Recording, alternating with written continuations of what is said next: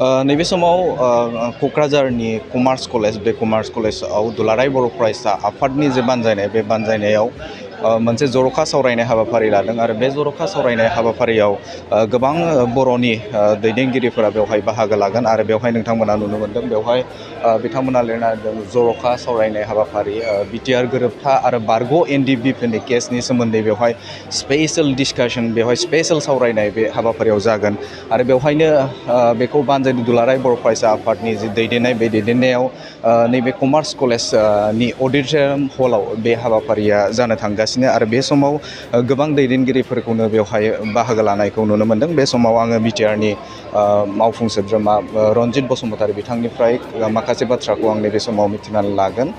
बे समाव दिनैनि जा जर'खा सावरायमेल बे BTR गोरोबथा मावफुंनाय आरो बारग' NDPफोरनि केसनि सोमोन्दै जोङो सावरायगोन आरो बावहाय कमप्लिट BTR रेकर्डआनो XNDBनि गासैबो दफाफोरजों सोमोन्दो गोनांलाय आरो माखासे दफाखौ जोङो मावफुंजोबनो हायाखै बे बाथ्राया सैथो, नाथाय गोबांखौबो जों मावफुंनो हाबाय मानोना जोङो थांनाय दानफोरनि गेजेराव 4,200-300साखौ जोङो रिहेबिलिटेट खालामनो हाबाय।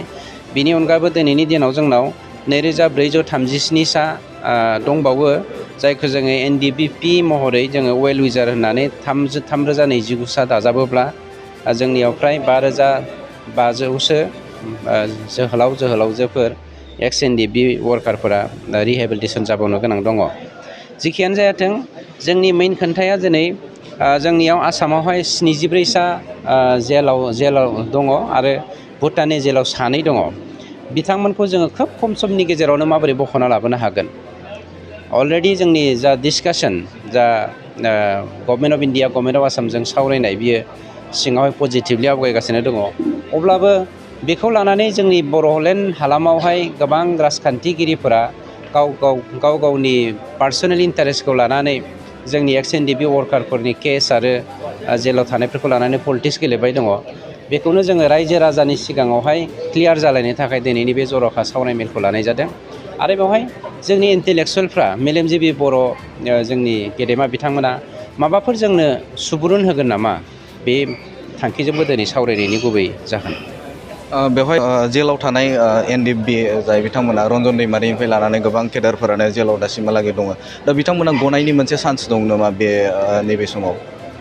जिखुनु सावरायथाय बा जिखुनु जोंनि जा क्रिटिक्स डिसकासन एन्ड क्रिटिक्स बेफोरखौ जों जेब्लायबो पजिटिभलि लायो आरो पजिटिभलि लायोब्लासो जोङो जेब्लायबो जों दावगालांनो हागोन आरो दिनैनि जि सावरायनाय बे सावरायनायाबो खोब पजिटिभ आरो जेरावहाय जोंनि आसाम गभर्नमेन्टजों सावरायनायाबो पजिटिभ जागासिनो दङ।